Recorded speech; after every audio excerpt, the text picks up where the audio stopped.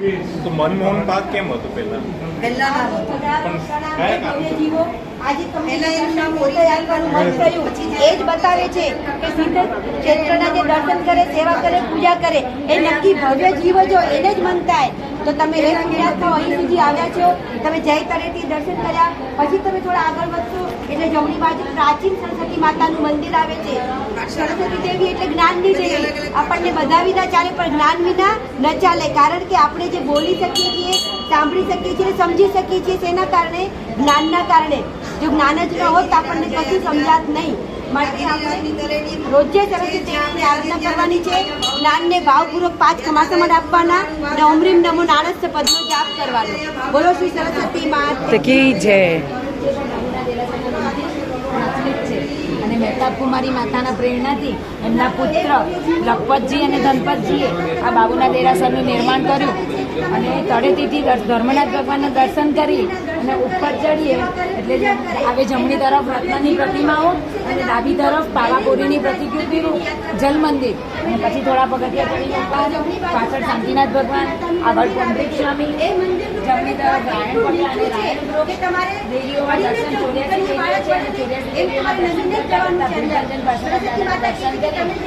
દાદાની યાત્રાનો પ્રારંભ કરીએ. વૃદ્ધ, અશક્ત, કોઈ દાદરા ન ચડી શકે એવું હોય તો અહીં પણ 5 સત્યવંદન કરી અને દાદાની યાત્રાનો સંતોષ માને છે. તીર્થની આશ્રમમાંથી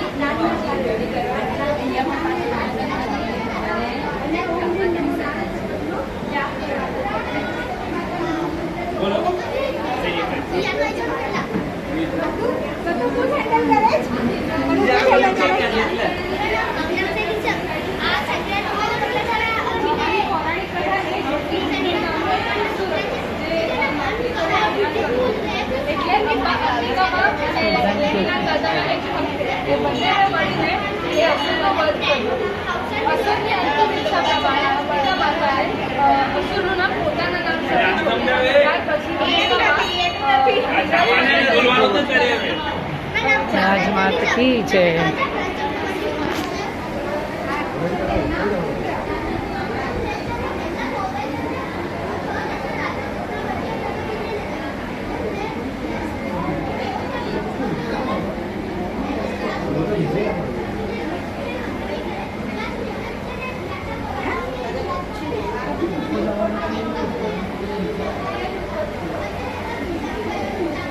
અહીંયાથી જવાનું. ફોટો તારામાં લે. શીખવા જેવું આ છે.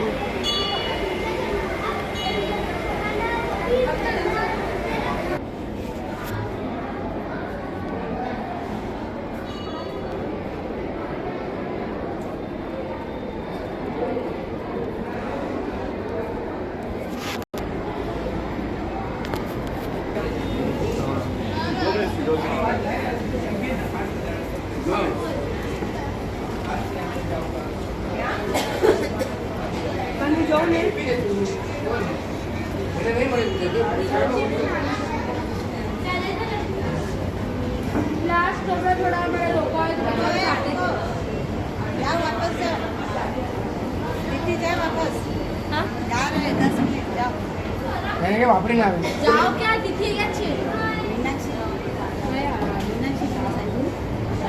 અહીંયા ઉભા હતા ખબર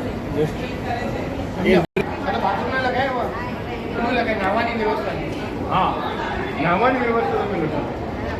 આ વોશરૂમ બાથરૂમ તમને યોગ્ય લાગે.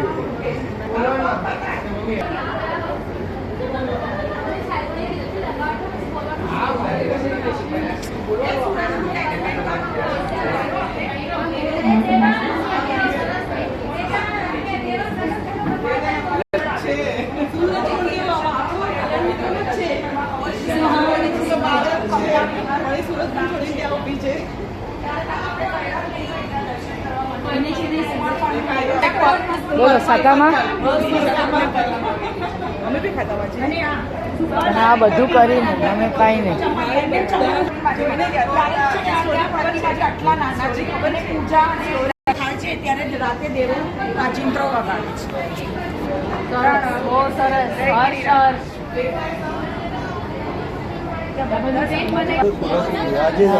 અચ્છા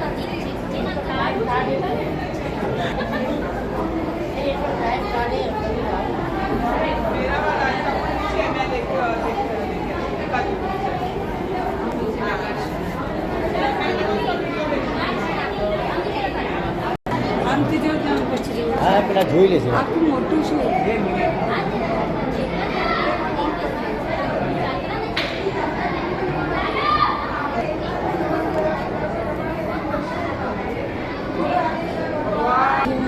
પોતાની જ મને કુદરતી અને મેં બાજુ સાઈડમાં હાથી કપડાં હતા.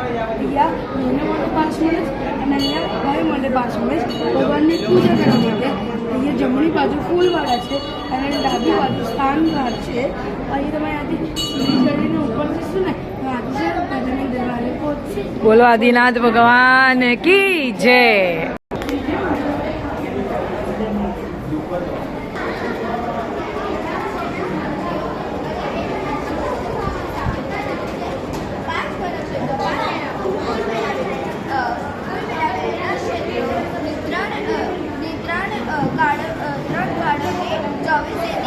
સ્થાપિત કરેલું છે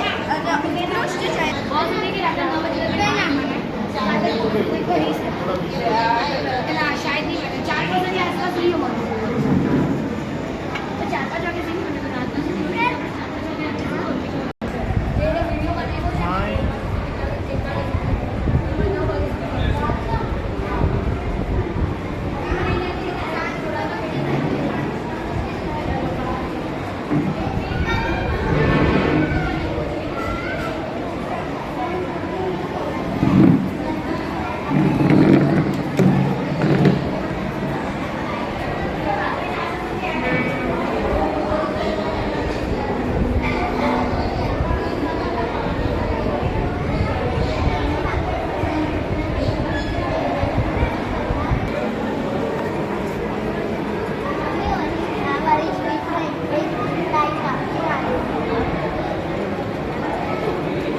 ચમકે આંખો એ દાદાની આંખો ચમકે એટલે બીજા લોકો ન ફોન કરી શકે એમના આઈ કોન્ટેક્ટ ન કરી શકે કોઈ બી વસ્તુ તો એટલે દાદાની સામે છે ને એમને કહેવાય કે બીજા પણ કહેવાય હા કે સર શક્તિ છે ને એટલે અહીંયા છે તૂટી ગઈ એટલે એટલે અમને બીજા બનાવડાવવા પડ્યા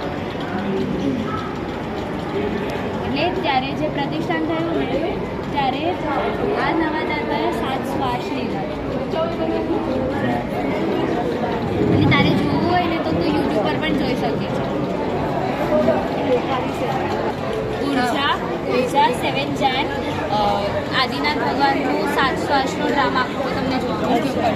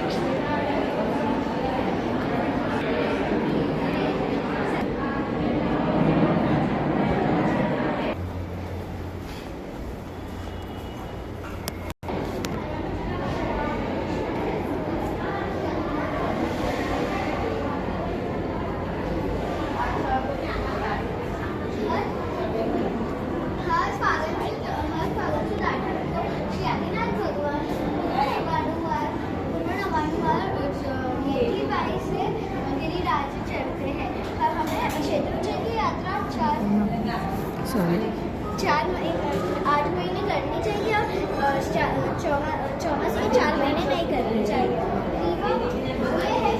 ये है 6 गाँव की ये है 6 गाँव की फिर देवकीरा 6 पुत्रनी दीदी पुण्य सफीला नदी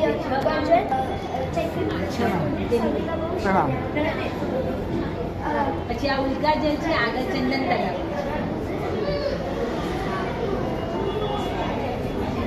ત્યાં ભગવાનનું નમન જલ આવે છે. હા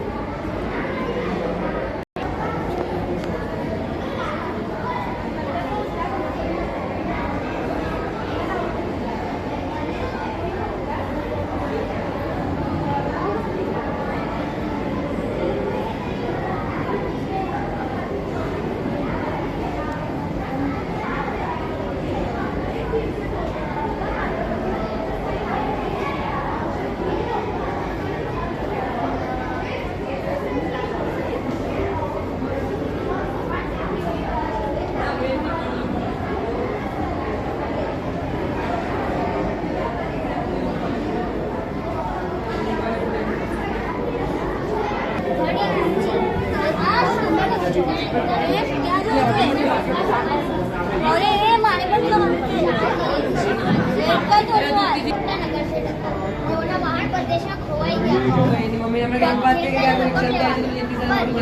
નહીં 500 ગાળા ભરીને તેમને સોના ચાંદી આપી તો પણ તેમની બેનને સંતોષ નતો. એ કહેતા કે આ બધું તો મારા આ ભાવ પૂરતું જ છે અને આ ભાવ પૂરતા જ મને કમાવાના છે. તેમને કીધું મને શત્રુંજય ગિરિરાજ ઉપર એક દેરાસર બનાવી આપો. તો તેમના ભાવ એટલા સાચા હતા તો તેમના ભાઈએ એક નંદીશ્વર નીચે 52 જિનાલય બનાવ્યું અને તેનું નામ કર્યું જમભાઈ અને તેનું બીજું નામ હતું નંદીશ્વર ટૂંકમાં 11 જિનાલયો છે, 412 પ્રતિમા જે છે અને એક મોટી ડેરીમાં 2503 મુનિ ભગવંતોના પાવન કરેલા છે. આ ટૂંકના 12ના ભાગને 11 વર્ષે હિલી ટૂંક કહેવાય છે. તો મરજા માતાનો જૂનો દેરાસર પણ છે અને આગળ જતા અંગારસા પ્રતિષ્ઠા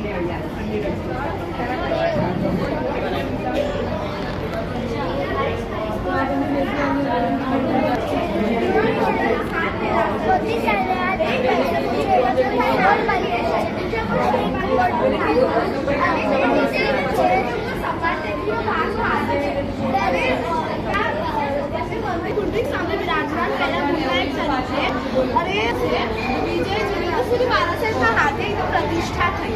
મંદિરના બાજુમાં જ સાસુ વહુનો બોકરો છે રાઈટ હેન્ડ સાઈડ ઉપર અને મંદિરના બહાર નીકળતા જ એક કુંડ છે જેનું નામ ખોડિયાર કુંડ છે. 7 દેરાસરોમાંથી એક દેરાસર એવું છે કે જે સમુદ્રના ખારા પાણીથી નિર્માણ થયેલું છે અને એના અંદર સહસ્ત્રપુરા પાર્શ્વનાથની મૂર્તિ છે જે અરબી સમુદ્રમાંથી લાવેલી છે. પ્રણામ.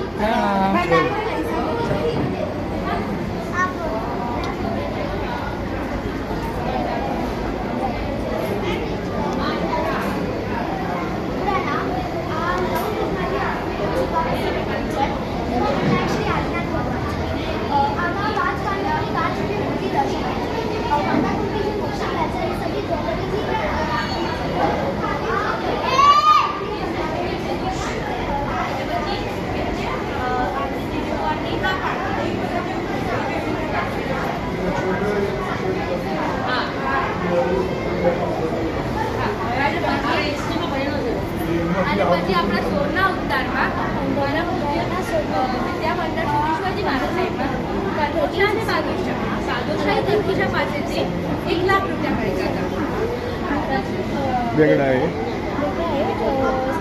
એટલે જરૂર હતી એટલે કરકોશા એવી તે જ છે.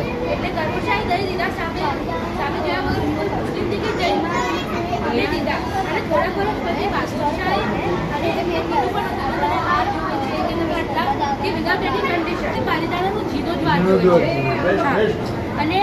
અને કર્મશાના કારણે એ ભગવાન છે જેમણે 7 શ્વાસ લીધા હતા.